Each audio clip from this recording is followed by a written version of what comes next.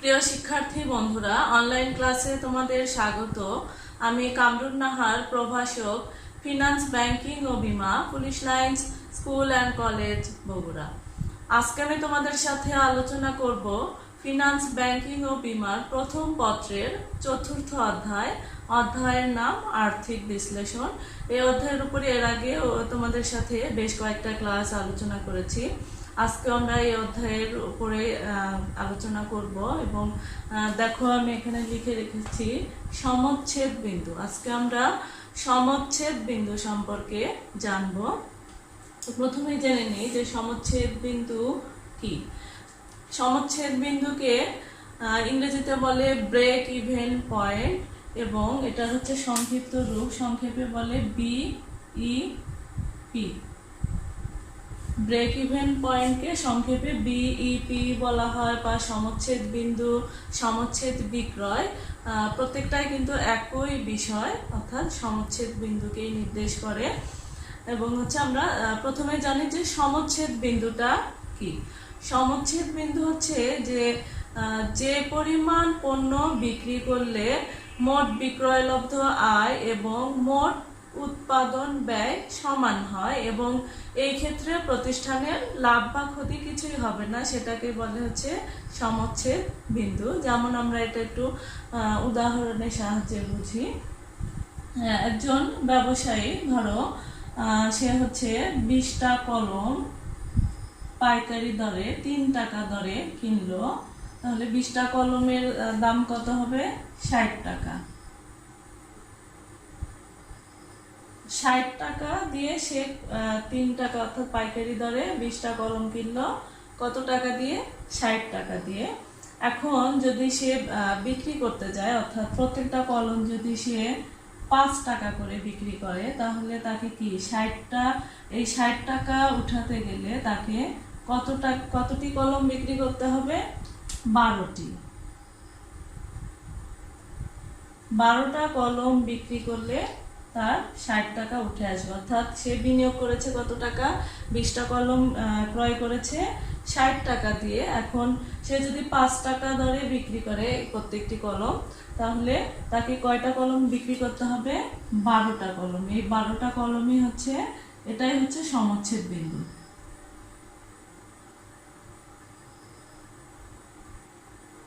সমচ্ছেদ বিন্দু বা break even point, ঠিক আছে? অর্থাৎ এই 12টা কলম বিক্রি করলে তার লাভ বা ক্ষতি কিছুই হবে না, কারণ সে বিনিয়োগ করেছে 60 টাকা এবং হচ্ছে 12টা কলম বিক্রি করলে তার বিনিয়োগকৃত টাকা উঠে আসবে। এটাই হচ্ছে সমচ্ছেদ বিন্দু। অর্থাৎ সমচ্ছেদ বিন্দুতে বিক্রয় এবং হচ্ছে আয় ব্যয় কি হয়? সমান হবে। অর্থাৎ আয় ব্যয়ের ক্ষেত্রে সমান হবে এবং সমচ্ছেদ বিন্দুতে তাহলে দেখো কি লাভ বা ক্ষতি কিছুই হবে না। সে 60 টাকা ব্যয় করেছে, অর্থাৎ 60 টাকা তার উঠে আসছে। এখানে কিন্তু তার লাভও হবে না বা ক্ষতিও হচ্ছে না। এবং হচ্ছে আরেকটা বিষয় দেখো, যে যদি সে এখন 20টা কলমই বিক্রি করে, টোটাল বিক্রি করে 5 টাকা দরে, তাহলে তার কত টাকা আসবে? 100 টাকা। তাহলে তার ব্যয় হয়েছে কত টাকা? 60 টাকা।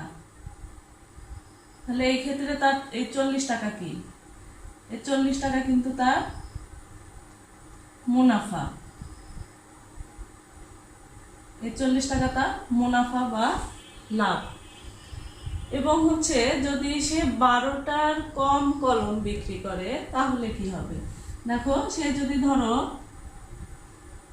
10টা কলম বিক্রি করে 5 টাকা দরে, তাহলে তার কত টাকা আসবে? 50 টাকা। সে বিনিয়োগ করেছিল কত টাকা? অর্থাৎ 20টা কলম ক্রয় করেছিল 60 টাকা দিয়ে। সে যদি 10টা কলম বিক্রি করে, তার কত টাকা আসবে? 50 টাকা। এই ক্ষেত্রে তাহলে কি তার 10 টাকা কি হবে?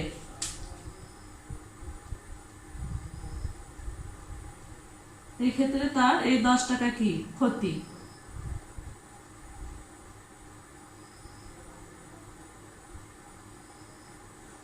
এজন্য বলা হয় যে সমচ্ছেদ বিন্দু অপেক্ষা যদি বেশি বিক্রি করা হয়, তখন কি হবে? সমচ্ছেদ বিন্দু অপেক্ষা যদি মোট বিক্রয় বেশি হয় তাহলে কি হবে, এক্ষেত্রে মুনাফা হবে। আর সমচ্ছেদ বিন্দু থেকে যদি কম পরিমাণ বিক্রি হয় তাহলে কি হবে, সেই ক্ষেত্রে ক্ষতি হবে। তাহলে আমরা সমচ্ছেদ বিন্দু সম্পর্কে জানলাম যে সমচ্ছেদ বিন্দুতে বিক্রয় এবং আয় ব্যয় কি হবে, সমান হবে। এবং সমচ্ছেদ বিন্দুতে কি হবে, প্রতিষ্ঠানের লাভ বা ক্ষতি কিছুই হবে না। এবং সমচ্ছেদ বিন্দু থেকে বেশি পরিমাণে বিক্রি হলে, বিক্রয়ের পরিমাণ বেশি হইলে সেই ক্ষেত্রে কি হবে, প্রতিষ্ঠানের লাভ হবে। আর সমচ্ছেদ বিন্দু থেকে যদি কম পরিমাণে বিক্রি হয়, বিক্রয়ের পরিমাণ কম হয়, তাহলে সেই ক্ষেত্রে কি হবে, প্রতিষ্ঠানের ক্ষতি হবে। এটাই হচ্ছে সমচ্ছেদ বিন্দু। আশা করি তোমরা বুঝতে পেরেছো যে সমচ্ছেদ বিন্দুটা কি। এবং হচ্ছে ব্যবসায় প্রতিষ্ঠানের জন্য অবশ্যই সমচ্ছেদ বিন্দুটা জানা দরকার। কারণ হচ্ছে একজন বিনিয়োগকারী কত টাকা বিনিয়োগ করলো, একজন বিনিয়োগকারী যখন বিনিয়োগ করবে ব্যবসায় প্রতিষ্ঠানে, তার প্রথম কি টার্গেট থাকবে, যে হচ্ছে তার প্রাথমিকভাবে যেন সে যে টাকাটা বিনিয়োগ করছে সেইটা জানি তার উঠে আসে, এরপরে কিন্তু সে লাভ বা মুনাফার চিন্তা করবে। তো এই জন্য সমচ্ছেদ বিন্দুটা জানা দরকার, যে একটা ব্যবসায়ী প্রতিষ্ঠানে যে আমি কত টাকা বিনিয়োগ করলাম এবং হচ্ছে এত টাকা, যে টাকাটা আমি বিনিয়োগ করলাম সেই টাকাটা আমি ফেরত পাওয়ার জন্য আমাকে কি পরিমাণ পণ্য বা প্রোডাক্ট বিক্রি করতে হবে। তো আশা করি তোমরা বুঝতে পেরেছো সমচ্ছেদ বিন্দু সম্পর্কে। সমচ্ছেদ বিন্দুর প্রধান তিনটি উপাদান হলো বিক্রয়, স্থায়ী ব্যয়, পরিবর্তনশীল ব্যয়। আমরা এখন স্থায়ী ব্যয় বা স্থির ব্যয়, পরিবর্তনশীল ব্যয় সম্পর্কে জানবো। প্রথমে আমরা জানি যে স্থায়ী ব্যয় বা স্থির ব্যয়টা কি। স্থায়ী ব্যয় বা স্থির ব্যয়টা হচ্ছে এমন এক ধরনের ব্যয় যেখানে কি হয়, উৎপাদনের পরিমাণ বেড়ে যাওয়ার ফলে বা কমার ফলে এই ব্যয়ের কোনো পরিবর্তন হয় না, সেটাকেই বলে কি স্থায়ী বা স্থির ব্যয়। অর্থাৎ স্থায়ী ব্যয়টা একটা নির্দিষ্ট সীমারেখা পর্যন্ত কি থাকে, স্থির থাকে। যেমন কর্মচারীদের বেতন, কারখানার ভাড়া, যন্ত্রপাতি ক্রয়, এগুলা হচ্ছে স্থায়ী ব্যয়ের উদাহরণ। কোনো ব্যবসায় প্রতিষ্ঠানের ক্ষেত্রে যদি কারখানার ভাড়ার কথা বলো বা হচ্ছে কর্মচারীদের বেতনের কথা বলা যায়, তো এই ক্ষেত্রে ওই প্রতিষ্ঠান যদি কম পরিমাণে পণ্য উৎপাদন করে, পণ্য তৈরি করে, তার জন্য কিন্তু ওই প্রতিষ্ঠানের কারখানার ভাড়া কিন্তু কমবে না। বা হচ্ছে যদি বেশি পরিমাণে পণ্য উৎপাদন করে সেই ক্ষেত্রেও কিন্তু ওই কারখানার কর্মচারীদের বেতন বলো বা হচ্ছে কারখানার ভাড়া কিন্তু বাড়বে না। অর্থাৎ এটা একটা নির্দিষ্ট সীমারেখা পর্যন্ত কিন্তু স্থির থাকবে। এখানে কম পরিমাণে উৎপাদন করুক বা বেশি পরিমাণে উৎপাদন করুক, এই ক্ষেত্রে ভাড়াও একটা নির্দিষ্ট সীমারেখা পর্যন্ত স্থির থাকবে বা বেতনটাও একটা নির্দিষ্ট সীমারেখা পর্যন্ত স্থির থাকবে। এই জন্য একে বলে স্থায়ী ব্যয় বা স্থির ব্যয়। এবং হচ্ছে স্থায়ী ব্যয় বা স্থির ব্যয়ের ক্ষেত্রে এখানে মোট ব্যয়টা স্থির থাকে, কিন্তু একক প্রতি ব্যয় হচ্ছে পরিবর্তনশীল। তো দেখো, যেমন ধরো একটা খেলনা উৎপাদনকারী প্রতিষ্ঠান, ধরো সেই ক্ষেত্রে তার বেতন, কারখানার ভাড়া এবং যন্ত্রপাতি ক্রয় বাবদ ধরো 40,000 টাকা ব্যয় হয়। এটা হচ্ছে স্থায়ী ব্যয়। তাহলে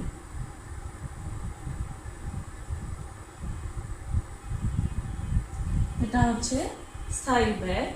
এখন আমরা যেটা বললাম যে স্থায়ী ব্যয়ের ক্ষেত্রে কি হয়, এখানে মোট ব্যয়টা কিন্তু স্থির থাকে, অর্থাৎ এটাই কিন্তু মোট ব্যয়। এটা হচ্ছে কি থাকবে, এটা স্থির থাকবে, এটা হলো 40,000 টাকা স্থির থাকবে, কিন্তু একক প্রতি পরিবর্তনশীল বলা হচ্ছে। দেখো যে এখানে ধরো 40,000 টাকায় স্থায়ী ব্যয়ের ক্ষেত্রে এখানে যদি ধরো একটা খেলনা তৈরি করে, তাহলে সেই ক্ষেত্রে ব্যয় কত টাকা, 40,000 টাকায়।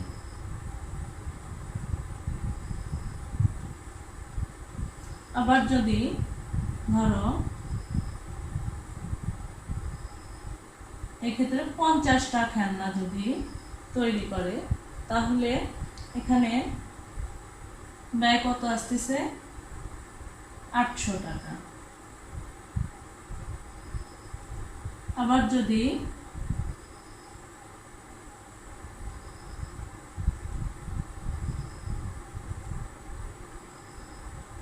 100টা খেলনা তৈরি করে বা উৎপাদন করে, তাহলে ব্যয় কত হবে? 400 টাকা। তাহলে এখানে আমরা কি কি দেখতে পাচ্ছি? এখানে যখন উৎপাদন বৃদ্ধি পাচ্ছে, উৎপাদন বৃদ্ধির ফলে কিন্তু কি হচ্ছে, একক প্রতি কিন্তু পরিবর্তনশীল হচ্ছে, অর্থাৎ একক প্রতি যে ব্যয়টা সেটা কিন্তু কমে যাচ্ছে।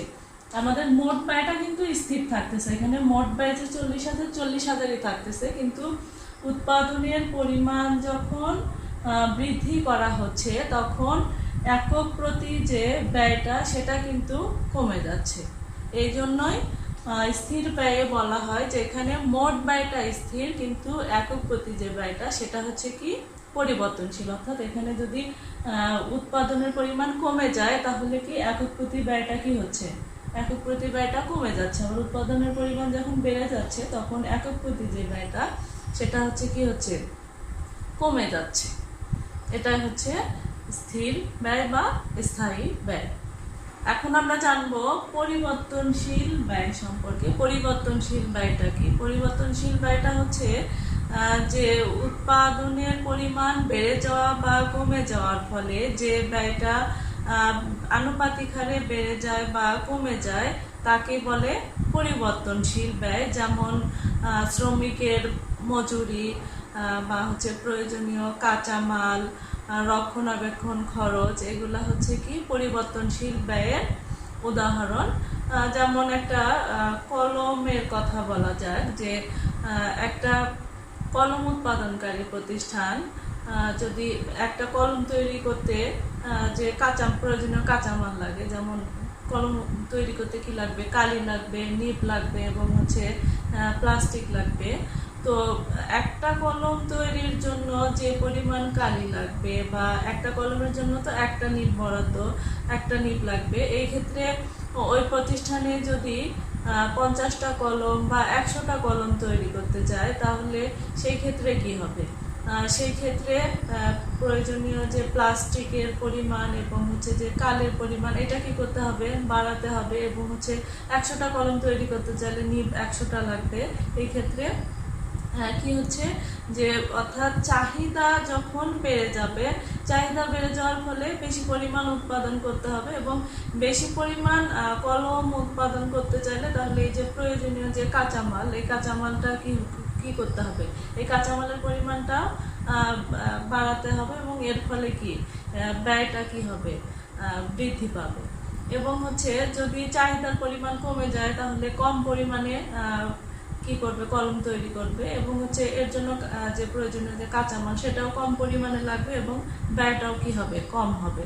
এজন্যই বলা হয় যে উৎপাদনের হ্রাস বৃদ্ধির ফলে যে ব্যয়টা আনুপাতিক হারে হ্রাস পায় বা বৃদ্ধি পায় তাকেই কি বলে, পরিবর্তনশীল ব্যয় বলে। এবং হচ্ছে এই পরিবর্তনশীল ব্যয়ের ক্ষেত্রে আবার একক প্রতি স্থির থাকে, মোট ব্যয়টা পরিবর্তনশীল।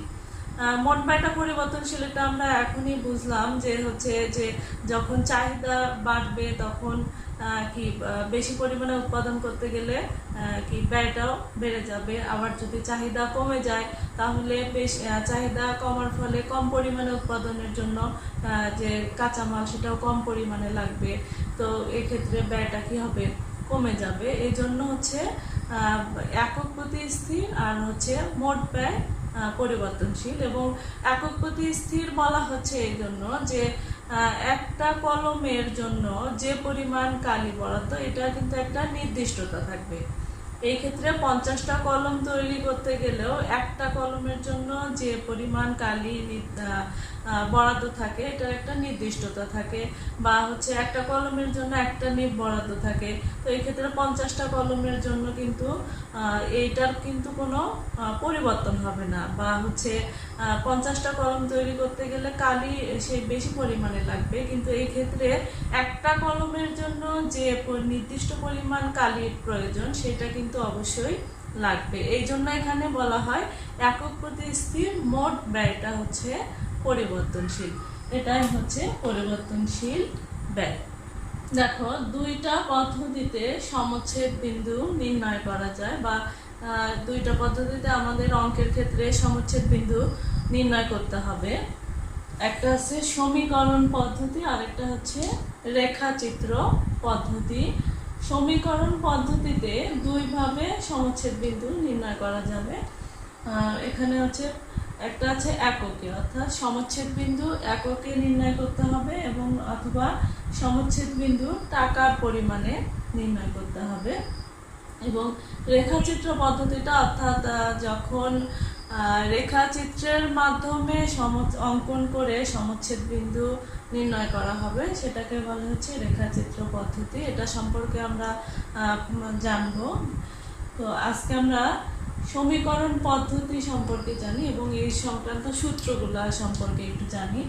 দেখো, সমচ্ছেদ বিন্দুর সংক্রান্ত আমাদের দুইভাবে অঙ্ক করতে হবে। কখনো যখন বলবে যে কত একক পণ্য বিক্রি করলে প্রতিষ্ঠানের লাভ বা ক্ষতি কিছুই হবে না, তখন আমাদের এই যে সমচ্ছেদ বিন্দুর একক সংক্রান্ত যে সূত্রটা আছে, যেমন মোট স্থায়ী ব্যয় ডিভাইডেড একক প্রতি বিক্রয় মূল্য মাইনাস একক প্রতি পরিবর্তনশীল ব্যয়, অর্থাৎ এই সূত্রটা ব্যবহার করলে আমরা সমচ্ছেদ বিন্দুর এককটা জানতে পারবো। এবং দেখো, একক বলতে আসলে এটাই বোঝাচ্ছে, আমরা একটু আগে যদিও উদাহরণে বুঝলাম যে যেমন হচ্ছে 20টা কলমের দাম পাইকারি দরে কিনেছিল কত টাকা, 60 টাকা।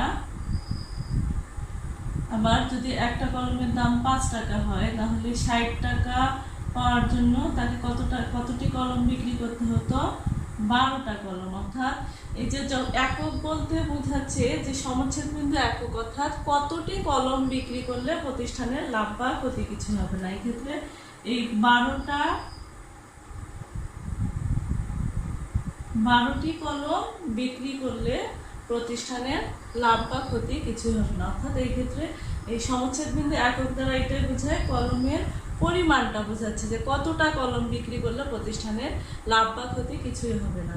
আবার দেখো, ব্রেক ইভেন পয়েন্ট নির্ণয় টাকার পরিমাণে যখন নির্ণয় করতে পারবো, এখানে দেখো আমি 3টা সূত্র লিখেছি, অর্থাৎ এই 3টাই টাকার পরিমাণ বের করার সূত্র। তবে এই ক্ষেত্রে আমাদের অঙ্কের তথ্য দেখে বুঝতে হবে, অঙ্কে যে তথ্যগুলো থাকবে সেই তথ্যের উপর ভিত্তি করে কিন্তু আমাদের বুঝতে হবে যে কোন সূত্রটা ব্যবহার করতে হবে। এখানে টাকার পরিমাণের সূত্র তিনটা দ্বারাই মূলত আমরা সমচ্ছেদ বিন্দু টাকার পরিমাণটা বের করতে পারবো। এককে সমচ্ছেদ বিন্দু একক লাগবে এবং এর সাথে একক প্রতি বিক্রয় মূল্য গুণন দিলে আমরা হচ্ছে সমচ্ছেদ বিন্দুর টাকার পরিমাণটা জানতে পারবো। এছাড়াও মোট স্থায়ী ব্যয় ডিভাইডেড বিক্রয় মাইনাস পরিবর্তনশীল ব্যয় ডিভাইডেড বিক্রয়, এটা দ্বারা আমরা সমচ্ছেদ বিন্দুর টাকার পরিমাণ, অর্থাৎ কত টাকার পণ্য বিক্রি করলে প্রতিষ্ঠানের লাভ বা ক্ষতি কিছু হবে না, এটা জানতে পারবো। এছাড়াও রয়েছে মোট স্থায়ী ব্যয় ডিভাইডেড মুনাফার পরিমাণ অথবা দত্তাংশ অনুপাত, অর্থাৎ 3টা সূত্রই মূলত আমাদের সমচ্ছেদ বিন্দু যে টাকার পরিমাণে নির্ণয় করতে বলবে তখন ব্যবহৃত হবে। তবে এক্ষেত্রে একটু খেয়াল রাখতে হবে, অঙ্কের তথ্য দেখে আমাদের বুঝতে হবে যে কখন কোন সূত্রটা ব্যবহার করতে হবে। এবং টাকার পরিমাণ বলতে বোঝাচ্ছে, অর্থাৎ এই 60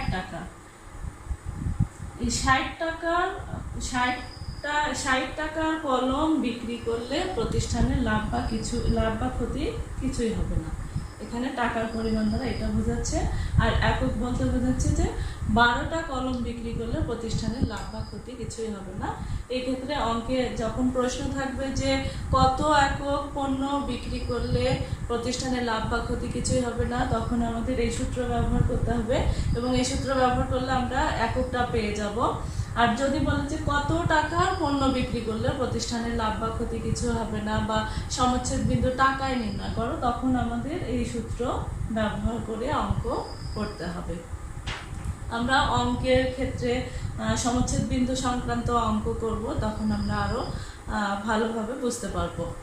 সমচ্ছেদ বিন্দু সংক্রান্ত যে সূত্রগুলা আমি আজকে তোমাদের লিখে দিলাম, আশা করি এই সূত্রগুলা তোমরা বাসায় একটু ভালোভাবে পড়বে। তোমাদের ক্ষেত্রে বেশিরভাগ যে বিষয়টা খেয়াল করা যায় যে তোমরা অঙ্ক করতে গিয়ে সূত্র পারো না, সূত্র ভুলে যাও।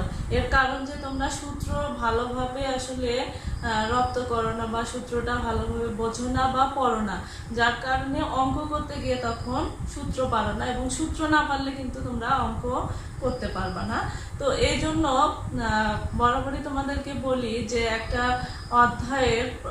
অধ্যায়টা যখন তুমি অঙ্ক করবা, অঙ্ক করার আগে প্রথমে তোমাকে সূত্র ভালোভাবে জানতে হবে, অর্থাৎ সূত্রগুলো একটু যেগুলা বোঝার মতো বুঝতে হবে, বুঝে রপ্ত করতে হবে। আবার কিছু সূত্র আছে যেগুলো তোমাকে বারবার পড়ার মাধ্যমে সেটা মনে রাখতে হবে। তো এইভাবে সূত্রগুলো আগে ভালোভাবে মনে রাখতে হবে, এবং এরপরে তুমি অঙ্ক যদি করো তাহলে সেই ক্ষেত্রে দেখবা যে সূত্রগুলা তুমি আর ভুলবা না। তো এই জন্য সূত্রগুলা কিন্তু খুবই গুরুত্বপূর্ণ অঙ্কের ক্ষেত্রে, সূত্র আগে ভালোভাবে বুঝবে। তো আজকের ক্লাসে যে বিষয়ে আলোচনা করলাম আশা করি তোমরা বুঝতে পেরেছো। তোমরা ভালো থাকো, আল্লাহ হাফেজ।